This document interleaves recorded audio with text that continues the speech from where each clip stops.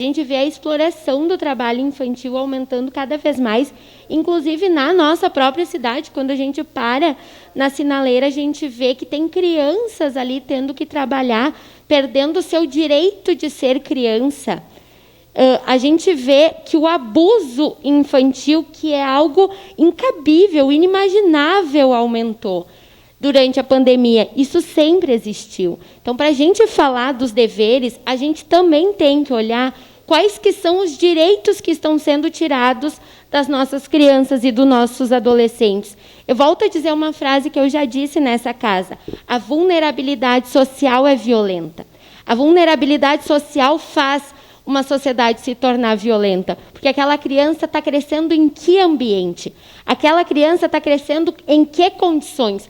O que está sendo ofertado para aquela criança e para aquele adolescente comer? Então, quando a gente falar dos deveres, a gente sempre tem que observar os direitos que já existem e se eles estão sendo garantidos de forma igualitária para todos e todas. Porque se a gente olhar um pouquinho, a gente vê que não estão.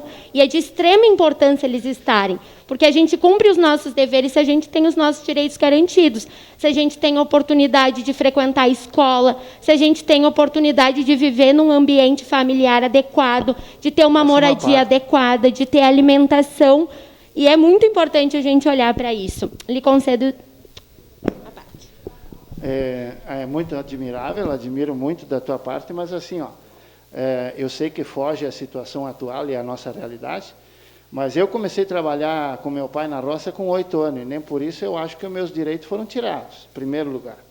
Segundo lugar, eu acho que quando você fala em direitos para os jovens, porque eles crescem numa situação difícil, como você falou ali, né?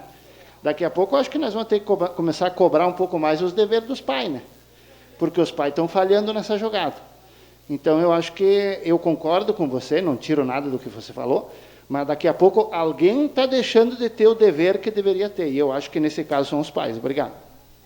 Então, com toda certeza, você falar da defesa dos direitos das crianças e dos adolescentes também é falar qual que é o trabalho que é realizado com as famílias.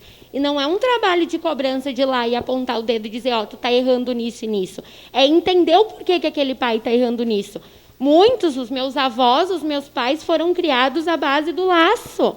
E não é por isso que foi assim que eles me criaram, não é assim que eu vou criar os meus filhos.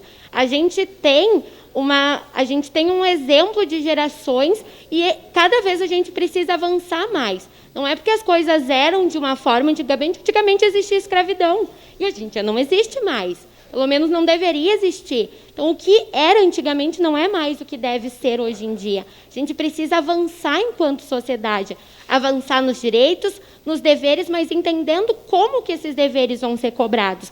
Não é de forma autoritária, apontando o dedo e apontando os erros, sem apresentar forma de solução nenhuma, sem apresentar política pública social que também vá garantir os direitos daqueles pais, para que eles possam dar uma boa educação para o seu filho. Muito obrigada, presidente.